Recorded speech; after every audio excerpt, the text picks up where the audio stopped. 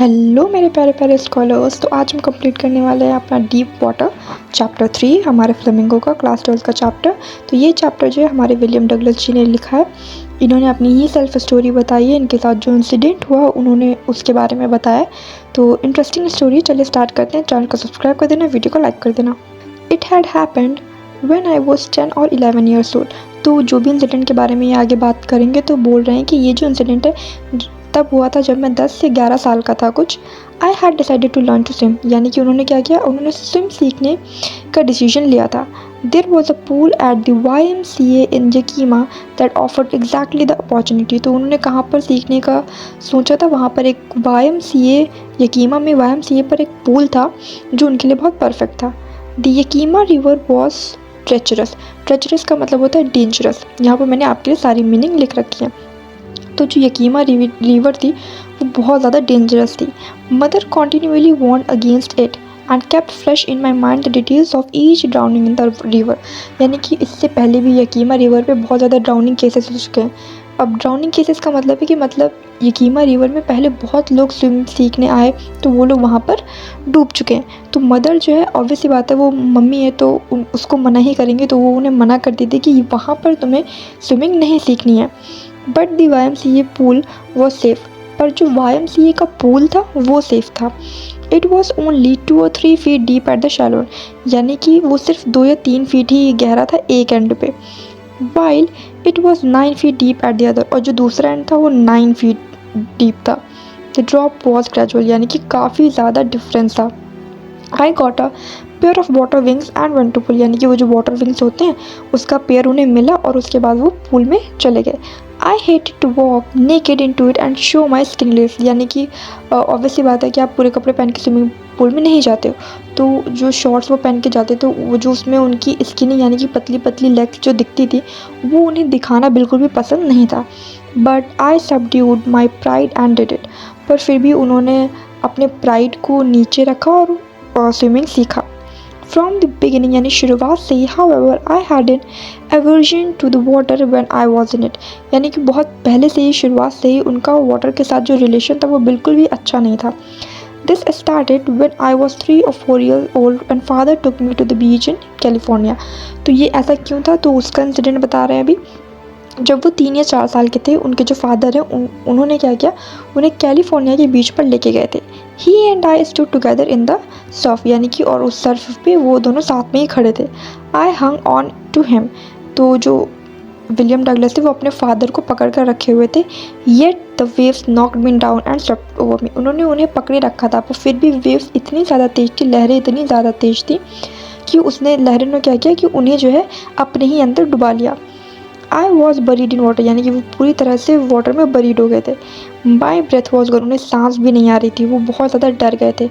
Father laughed but there was terror in my heart at the overpowering force of the waves. उनके जो father थे वो उस time पे हंस रहे थे क्योंकि उन्हें वो सिर्फ एक जोक लगा, पर वो जो बच्चा था, जो विलियम डगलस थे, उनके दिल में बहुत ज़्यादा डर हो गया था। My introduction to the YMCA swimming pool revived unpleasant memories and stirred childish fear.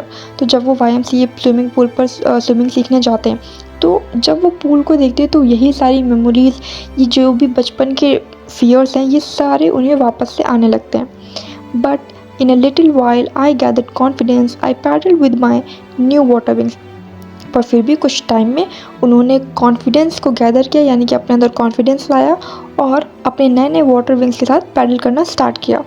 Watching the other boys and trying to learn by aping them. Aping them मतलब उन वहाँ पे जो और लड़के थे वो भी वहाँ पर स्विमिंग कर रहे थे, तो उनको देख देख कर वो कॉपी करने की कोशिश कर रहे थे। I did this 2 or 3 times on different days and was just beginning to feel at ease in the water when the misadventure happened. यानी कि ये चीज़ उन्होंने 2 या 3 टाइम्स किया अलग अलग दिन में, और इन्होंने ये किया ही था, वो अपने आपको वाटर में कंफर्टेबल बस फील करना उन्होंने स्टार्ट ही किया था कि एक मिस एडवेंचर, यानी कि एक उनके साथ घटना घट गई। अब क्या घटना घटी वो हम देखते हैं। Went to the pool when no one else was there, यानी कि अलग दिन की बात हो रही है, वो तब पुल पर गए जब वहाँ पर कोई भी नहीं था आसपास। द प्लेस वॉज क्वाइट, यानी कि वो जो पूरी जगह थी वो बहुत ज़्यादा शांत थी। वाटर स्टिल, यानी कि वाटर भी हिल नहीं रहा था, बिल्कुल शांत था। And the tiled bottom was as white as and clean as a bathtub, और जो पानी के नीचे का जो स्तर था जो नीचे की टाइल थी वो बहुत ज़्यादा साफ़ थी। I was timid about going in alone, so I sat on the side of the pool to wait for others. वो बहुत ज़्यादा डरे हुए थे कि अकेले जाने के लिए, क्योंकि उनकी स्टार्टिंग ही है अभी, तो बहुत ज़्यादा डरे हुए थे। इसीलिए उन्होंने सोचा कि मैं पूल के साइड में बैठ के पहले बाकी लोगों का वेट करूँगा। I had not been there long when in came a big bruiser of a boy probably 18 years old. बहुत ज़्यादा टाइम नहीं हुआ था उन्हें बैठे हुए, वहाँ पर एक 18 साल का लड़का आता है। He had thick hair on his chest, उनके चेस्ट पे बहुत ज़्यादा थिक हेयर थे। He was a beautiful physical specimen with legs and arms that showed rippling muscles, यानी कि उनकी अच्छी खासी मसल्स थी, उनका जो फिजिक था वो बहुत ज़्यादा अच्छा था। He yelled, यानी उन्होंने चिल्लाया, hi skinny how would you like to be ducked, यानी कि उन्होंने बोला कि हाई स्किनी, वो उनका मजाक उड़ा रहे थे। स्किनी मतलब पतला दुबला जो भी होता है उसे बोलते हैं।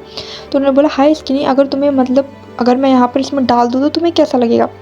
With that he picked me up and tossed me into the deep and, और उसके साथ ही उन्होंने बोलने के साथ साथ उन्होंने उन्हें उठाया, विलियम डगलस को उठाया और पानी में फेंक दिया। I landed in a sitting position, swallowed water and went at once to the bottom, और उन्होंने इतनी तेज़ी से उन्हें पानी में डाला था कि वो डायरेक्ट एक ही बार में नीचे तक चले गए, और वो सिटिंग पोजीशन में थे, यानी जैसे बैठे हुए थे तो बैठी पोजीशन में ही वो नीचे तक चले गए।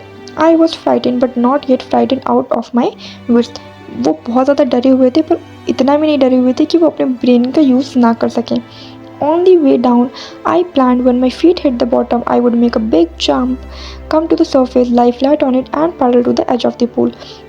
उन्होंने सोचा कि जैसे ही मैं नीचे जाऊंगा बॉटम में हिट करूंगा, मैं ज़ोर से छलांग मारूंगा ऊपर की तरफ ताकि मैं सरफेस पे आ जाऊं, और उसके बाद पैडल करते करते मैं पूल के एज पे चला जाऊंगा। It seemed a long way down, नीचे जाते जाते उन्हें ऐसा लग रहा था कि कितना लंबा रास्ता है। Those 9 feet were more like 90।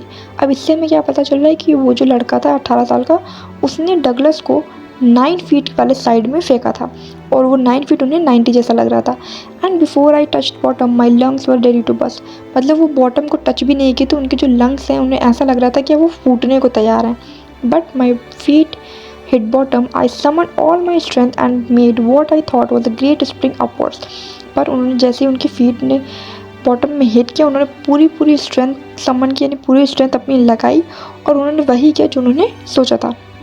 I imagine I would bob to the surface like a cork, उन्होंने सोचा कि मैं तुरंत ही ऊपर आ जाऊँगा, जैसे एक कॉर्क आ जाता है, एक लकड़ी का टुकड़ा ऊपर आ जाता है, तैरने लगता है, मैं भी वैसे ही हो जाऊँगा।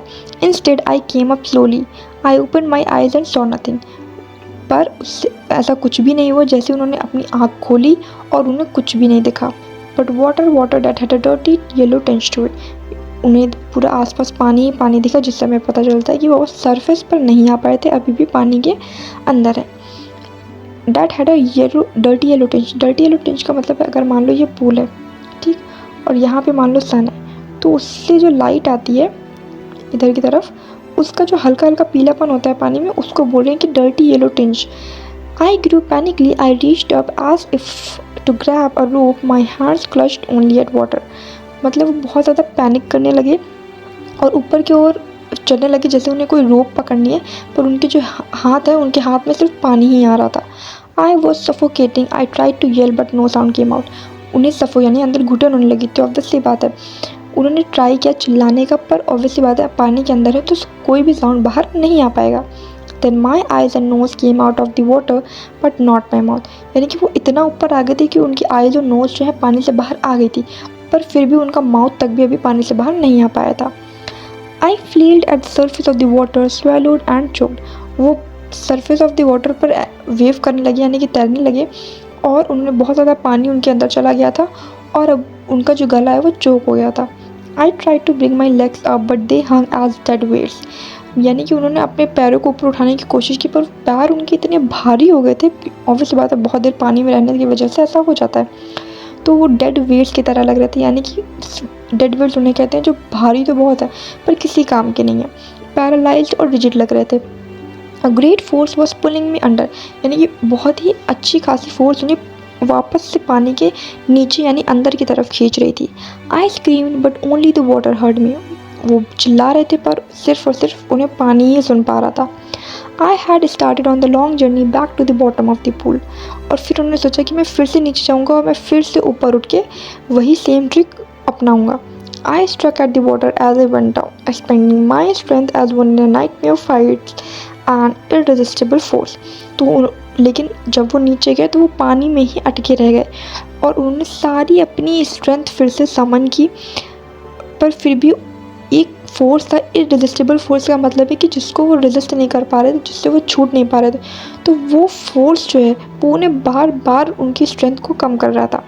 आई had lost all my breath, यानी कि उन्हें बिल्कुल भी अब सांस नहीं आ रही थी, उनके लंग्स में पेन होने लगा था, उनकी हेड, जैसे हम बहुत ज़्यादा अगर ठंडे पानी में अपना मुंह धुलें तो हमारे सर में जैसा दर्द होता है ना, तो वैसा दर्द उनके सर में होने लगा था।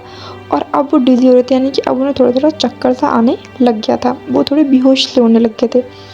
But I remember the strategy, I would spring from the bottom of the pool and come like a कॉक टू द सर्फेस। फिर भी उन्हें अपनी स्ट्रैटेजी आती कि मैं वापस से नीचे जाऊँगा और फिर से एक लकड़ी के टुकड़े की तरह ऊपर आ जाऊँगा और ऊपर तैरने लगूँगा। I would lie flat on the water, strike out with my arms, यानी कि उसके बाद वाटर पे वो बिल्कुल फ्लैट लेट जाएंगे और अपने आर्म से, यानी कि अपने हाथों से, अपने बाहों से उसमें तैरने की कोशिश करेंगे और पैरों को चलाने की कोशिश करेंगे। Then I would get to the edge of the pool and be safe, और उन्हें लगा कि फिर उसके बाद मैं पूल के एज पे पहुंच जाऊंगा और बिल्कुल सेफ हो जाऊंगा। I went down, down endlessly. I opened my eyes, nothing but water with a yellow glow, dark water that one could not see through. बार बार वो नीचे जाते रहे और उन्होंने सिर्फ और सिर्फ अपने आसपास वो सिर्फ पानी ही देख पा रहे थे, ऊपर का एरिया वो देख ही नहीं पा रहे थे, क्योंकि उनके अंदर अब इतनी स्ट्रेंथ नहीं बची थी कि वो वापस से ऊपर सरफेस पर जा सकें। And then she stark terror seized me, terror that knows no understanding, terror that knows no control, terror that no one can understand who has not experienced it.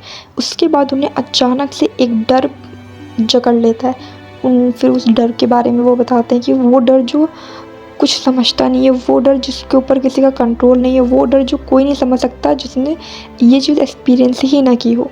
I was shrieking under water, यानी कि obviously बात है water के अंदर वो चीख रहे थे।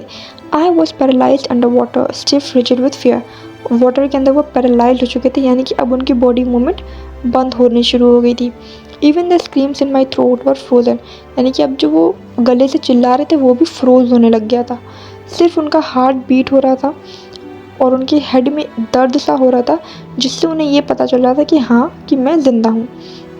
And then in the midst of the terror came a touch of a reason I must remember to jump when I hit the bottom. फिर उसके बाद इस डर के बीच में फिर से उन्हें ये याद आया कि मुझे नीचे जाके वापस से ऊपर की ओर तेज़ी से जंप करना है। At the last I felt the tiles under me. My toes reached out as if to grab them. I jumped with everything I had. तो जैसे ही उनके टोज़ ने टाइल को छुआ, वैसे ही उन्होंने, मतलब उनके पास जितनी भी स्ट्रेंथ थी पूरी स्ट्रेंथ लगा कर वो वापस से ऊपर की ओर जंप कर गए। But the jump made no difference, पर फिर भी उस जंप का भी कोई फ़ायदा नहीं हुआ। The water was still around me, water उनके आसपास अभी भी था। I looked for ropes, ladder, water wings, मतलब उन्होंने जो उनके बचने की चीज़ें, जैसे अगर रस्सी हो या सीढ़ी हो या वाटर विंग्स हो, उसके लिए वो देख रहे थे, पर वहाँ पर कुछ भी नहीं था वाटर के अलावा। A mass of yellow water held me, यानी कि वो जो पीला पीला सा वाटर था वो उनके आसपास उन्हें जकड़ लिया था। Stark terror took an even deeper hold on me like a great charge of electricity. यानी कि और जो उनका अंदर का डर था वो उन्हें और ज़्यादा जकड़ रहा था। जैसे कि जब हमें शॉक लगता है तो वो एकदम से पकड़ लेता है ना, तो वैसे ही यहाँ पर बता रहे वो डर ने मुझे एकदम से पकड़ लिया था। I shook and trembled with fright, यानी मैं डर से काँप रहा था। माई आर्म्स वुडंट मूव, मेरे आर्म सब मूव नहीं कर रहे थे, मेरे लेग्स मूव नहीं कर रहे थे। मैं हेल्प के लिए, मतलब वो हेल्प के लिए चिल्लाना चाह रहे थे। उन्होंने सोचा, उन्हें ट्राई किया कि वो हेल्प के लिए किसी को बुलाएं, अपनी मम्मी को बुलाएं, पर कुछ भी नहीं हुआ। And then strangely there was light. I was coming out of the awful yellow water. और उसके बाद स्ट्रेंजली वहाँ पर लाइट थी और मैं उस येलो वाटर से बाहर आ रहा था। At least my eyes were, my nose was almost out too, यानी कि आइज़ और नोज़ उनकी ऑलमोस्ट बाहर हो चुकी थी।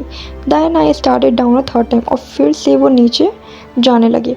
आई sucked for air and got water, वो एयर ब्रीथ करने की कोशिश कर रहे थे, पर उन्हें एयर की जगह क्या होगा, वाटर उनके अंदर जा रहा था। The yellowish light was going out, और जो येलो लाइट थी वो जा रही थी, यानी कि ऑब्वियसली बात है अब दिन ढल रहा था। Then all effort ceased, I relaxed, even my lungs felt limp, यानी कि सारे जितने भी उन्होंने एफर्ट्स किए वो सब अब बंद हो चुके थे। अब वो उन्होंने रिलैक्स किया और उनके जो लेग्स हैं वो ऐसा लग रहा था कि बिल्कुल काम ही नहीं कर रहे, उनके अंदर बिल्कुल जान ही नहीं है। And blackness swept over my brain, और उनकी ब्रेन को एक कालेपन ने घेर लिया था।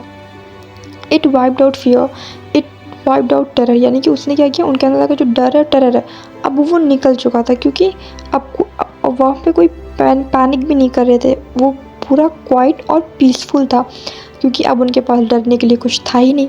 This is nice to be drowsy, to go to sleep, no need to jump, too tired to jump. It's nice to be carried gently, to float along in space. Tender arms around me, tender arms like mothers. Now I must go to sleep. यानी कि क्योंकि अब वो digi feel कर रहे थे, अब वो बेहोश हो रहे थे, तो उन्हें लगा कि ठीक है, अब बिल्कुल वो शांत और पीसफुल लगने लगा, डर वर सब चला गया, पैनिक करने की भी कोई चीज़ नहीं, क्योंकि अब वो कुछ नहीं कर सकता, अब जो होगा सो होगा। तो वो चीज़ यहाँ पे बोल रहे, तो उनको लगा कि अब यही अच्छा है कि मैं नींद में ही चला जाऊँ। I crossed to oblivion and the curtain of life fell.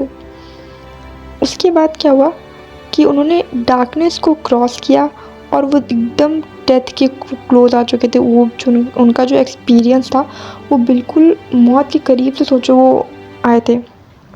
The next I remember I was lying on my stomach beside the pool.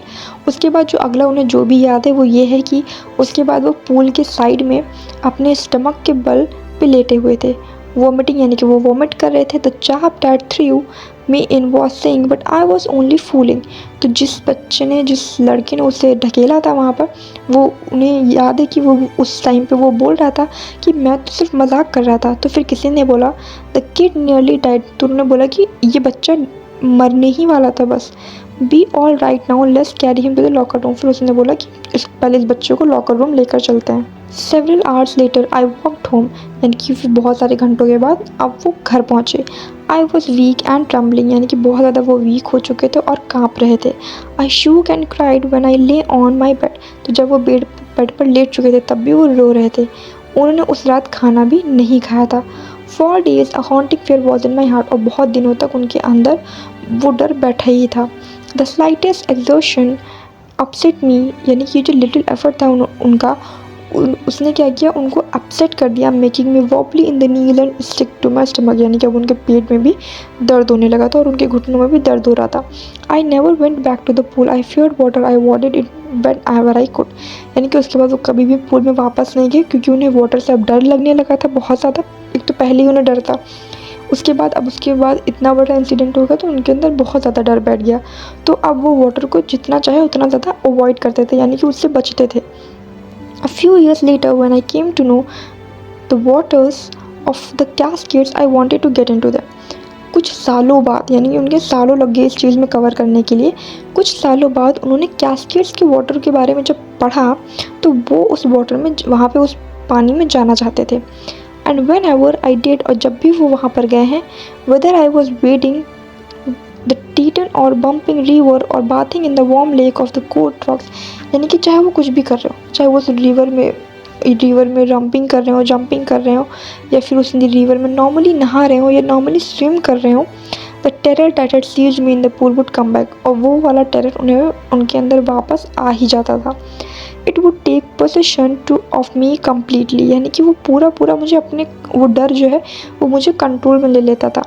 My legs would become paralysed, icy horror would grab my heart, और वो जो डर था वो मेरे दिल को जकड़ लेता था, मेरे जो लेग्स हैं वो पैरालाइज हो जाते थे, उन्हें इतना ज़्यादा डर लगने लगा था।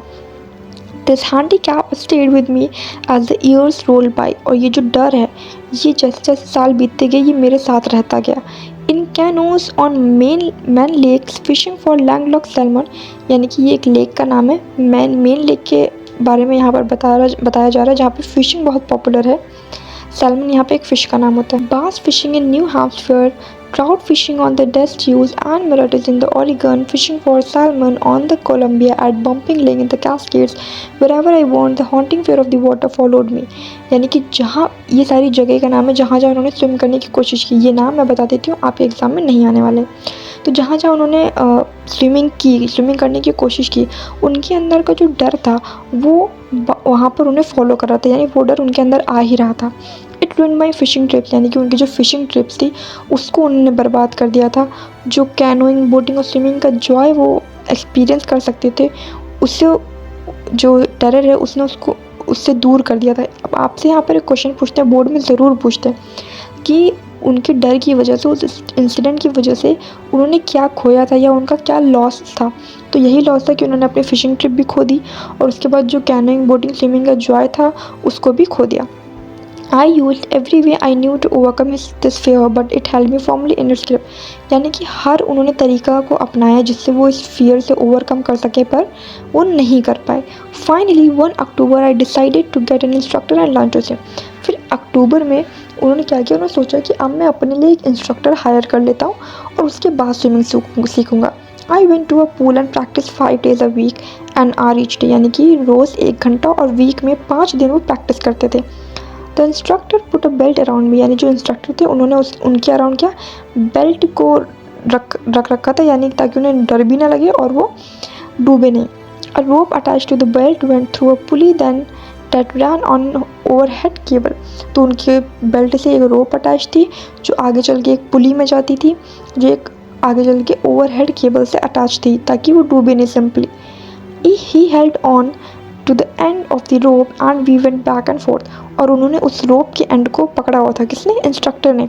और उसके बाद वो रोप पहले आगे खींचते फिर थोड़ा ढीले छोड़ते ताकि वो आगे पीछे जो स्विमर है वो आगे पीछे हो जाए।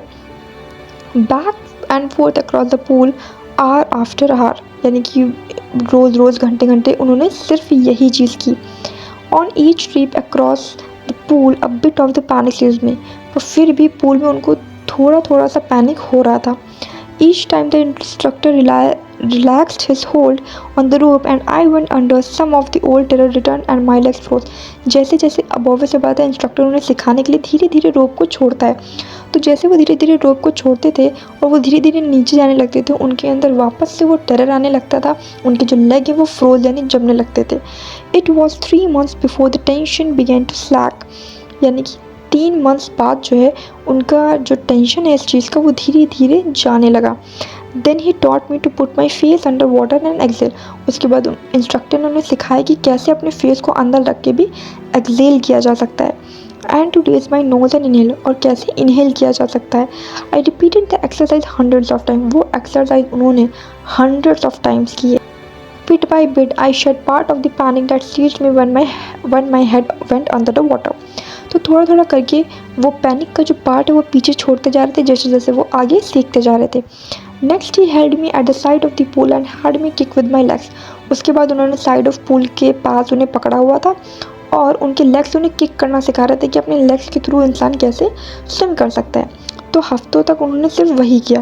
Eight first my legs refuse to work, यानी कि पहले पहले क्या हुआ, उनके लेग्स काम ही नहीं कर रहे थे पानी में, पर धीरे धीरे वो लेग्स भी उनके रिलैक्स हुए, कंफर्टेबल हुए पानी में, और अब जो है डगलस का अपने लेग्स पर कंट्रोल होने लगा। अब उन्हें वो कमांड कर सकते थे, मतलब दस piece by piece he built a swimmer. और उसके बाद थोड़ा थोड़ा करने के बाद इंस्ट्रक्टर ने उन्हें स्विमर बना दिया। And when he had perfected each piece he put them together into an integrated whole. In April he said now you can swim. तो उसके बाद थोड़ा थोड़ा करने के बाद अब उन्होंने उन्हें उनकी पीसेस को साथ में रखा, यानी कि उन्होंने जो थोड़े थोड़े स्टेप्स लेकर उन्हें स्विमर बनाया था, उन स्टेप्स को अब उन्होंने साथ में रखा और उन्हें अकेले स्विम करने को दिया था। और अप्रैल में उन्होंने बोला कि अब आप स्विम कर सकते हो। Dive of and swim the length of the pool, crawl stroke, यानी कि आप आराम से डाइव कर सकते हो, इस पूल की लेंथ में आराम से स्विम कर सकते हो, क्रॉल कर सकते हो। I did, the instructor was finished. और उन्होंने किया भी, डगलस ने किया भी, और इंस्ट्रक्टर का काम अब यहाँ पर ख़त्म होता है। But I was not finished, पर फिर भी डगलस यहाँ पर नहीं रुके। I still wonder if I would be terror stricken when I was alone in the pool. उन्होंने अभी भी ये सोचा कि अगर मैं पूल में अकेले जाऊँगा तो क्या वापस से वो डर मेरे अंदर आ जाएगा, तो ये उन्होंने ट्राई किया। I swam the length up and down, तो उस लेंथ में उन्होंने क्या किया, तैरा। Tiny vestiges of the old terror would return, थोड़ा थोड़ा सा उनका डर जो है वो वापस आ रहा था। But now I could frown and say to that terror trying to scare me, well here's to you, look and off I would go for another length of the pool. तो जब भी उनके अंदर टेरर आता था तो वो ये चीज़ कहते थे कि तुम मुझे डराओगे, तो देख लो मैं आराम से स्विम कर सकता हूँ। उसके बाद वो अलग अलग पूल की लेंथ पर स्विम करने भी जाते थे। दिस वेंट ऑन अंटिल जुलाई, और ये चीज़ उन्होंने जुलाई तक की। But I was still not satisfied, तो फिर भी डगलस सेटिस्फाइड नहीं थे। तो उन्होंने वो श्योर नहीं थे कि पूरा पूरा टेरर उनके मन से जा चुका है। तो सो आई वेंट टू लेक, तो वो एक लेक गए। वेंटवर्थ इन न्यू हेमिस्फीयर, तो कौन से लेक गए? लेक वेंटवर्थ गए जो न्यू हैम्स तो कहाँ पे गए? वेंटवर्थ गए न्यू हैम्पशायर में।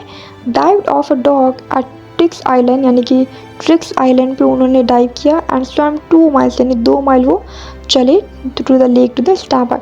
मैं बता रहा हूँ यहाँ पर जितने भी आइलैंड के नेम और लेक के नेम, पूल के नेम जो भी दिया आपसे बिल्कुल भी नहीं पूछा जाएगा, सिर्फ एक ही पूछा जाएगा जो है आपका वो स्टार्टिंग में YMCA पूल और यकीमा रिवर, बस वही याद रखना है। ये सारे नाम आपके कभी नहीं पूछे जाएंगे आप, don't worry. I swam the crawl, breast stroke, side stroke and back stroke. तो ये चीज़ उनकी स्ट्रैटेजी है कि पहले उन्होंने क्रॉल किया, फिर साइड स्ट्रोक किया, फिर बैक स्ट्रोक किया, ये सारी चीज़ें। Only once did the terror return, एक बार ऐसा हुआ था कि जो डर है वो वापस आया था। When I was in the middle of the lake, कब आया था? जब वो लेक के बिल्कुल मिडल में थे। I put my face under and saw nothing but bottomless water, तो उन्होंने अपना फेस उस लेक के अंदर डाला, उन्होंने सिर्फ बॉटमलेस यानी कि ऐसा वाटर देखा जिसका कोई अंत ही नहीं है। The old sensation return in miniature, यानी कि छोटे उसमें जो है जो पुराना डर था वो वापस आया। पर उन्होंने क्या किया? वो हंस दिया और उन्होंने बोला कि well mister terror, what do you think you can do to me? It fled and I swam on. तो वो उन्हें टेरर से बोल रहे हैं कि तुम्हें क्या लगता है कि तुम मेरे साथ क्या कर सकते हो? तो वो आगे चल के उन्होंने स्विम करना कंटिन्यू किया। Yet I had residual doubts at my first opportunity. I hurried west, went up to the Titan to Conrad Meadows, up the Conrad Creek tail to the Mead Glacier and camped in the high meadow by the side of the warm lake.